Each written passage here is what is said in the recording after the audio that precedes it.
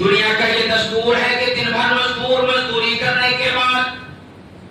جب مزدوری کمپلیٹ کرتا ہے تو ایسی صورت میں اپنے مالک کے پاس اپنے حقیر مالک کے پاس وہ مزدوری لینے کے لیے جب جاتا ہے تو ایسی صورت میں وہ اپنے آپ کو صاف کرتا ہے، اپنے کپڑے کو صاف کرتا ہے کہ کپڑے کے اوپر اگر داغ و دھبا لگا ہوا ہے اسے وہ جھاڑے گا، وہ اسے پوچھے گا، اپنے چہرے کو دھلے گا، اپنے بدن ہاتھ کو دھلے گا، زیادہ گرمی اور پسینہ اگر اس نے محسوس کیا ہے تو وہ پانی نہا لے گا، صاف ستھرا ہو کر کے اپنے دنیا کے اس مالک کے پاس، حقیر مالک کے پاس جائے گا کہ حضور ہم نے محنت کی ہے، آپ نے جو کام سونپا تھا وہ کام ہم نے کر دیا ہے، لہذا آپ مجھے دن بھر کی مزدوری دیجیے۔ اگر وہ مالک مڈ میں ہو، اچھا ہو، تو ایسی صورت میں وہ آپ کو مزدوری دے دے گا، لیکن اگر اس کا موڈ خراب ہے، کچھ نقصان ہو گیا ہے تو کہے گا ٹھیک ہے بھائی آدھی مزدوری لے لے، کل کا کام آ کر کے کل کر تو پھر پوری مزدوری لے کر کے جانا، اس میں بھی کچھ دیتا ہے، کوئی لوگ تو دیتے نہیں، نہ دینے والوں کے لیے نبی کریم صلی اللہ علیہ وسلم کا یہ فرمان ہے۔ آقا صلی اللہ علیہ وسلم نے ارشاد فرمایا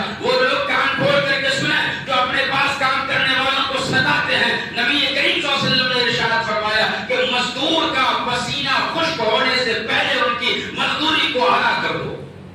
یہ نبی کریم صلی اللہ علیہ وسلم کا سنت طریقہ، آپ کا حکم و فرمان ہے تمام قیامت تک آنے والے انسانوں کے لیے۔ لہذا میں ان تمام لوگوں سے یہ کہنا چاہتا ہوں کہ جو اپنے پاس میں مزدوروں کو رکھتے ہیں، کام کراتے اپنے کمپنی میں ہو یا اپنے گھر میں ہو یا کہیں بھی کسی بھی طریقہ سے وہ کام کرا رہے ہوں، انہیں چاہیے کہ ان کی تنخواہ مکمل ٹائم پہ وقت پہ دو، چونکہ نبی کریم صلی اللہ علیہ وسلم کا فرمان ہے۔ اس لیے اس فرمان کو ہمیں اور آپ اور سب ہم کو زندہ کرنے کی ضرورت ہے۔ تو میرے دوستو ٹھیک اسی طریقہ پر اللہ تبارک و تعالیٰ نے تمام روزے داروں سے کہا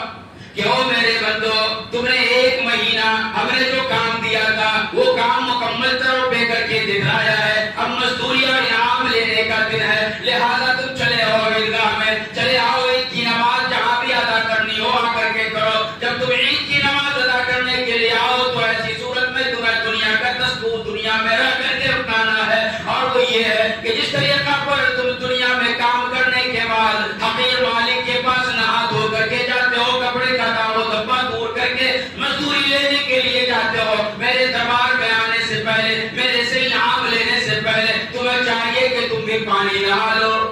نیا کپڑا پہن لو، عطر و خوشبو اس کپڑے کے اوپر لگا لو، داغ و دھبے کے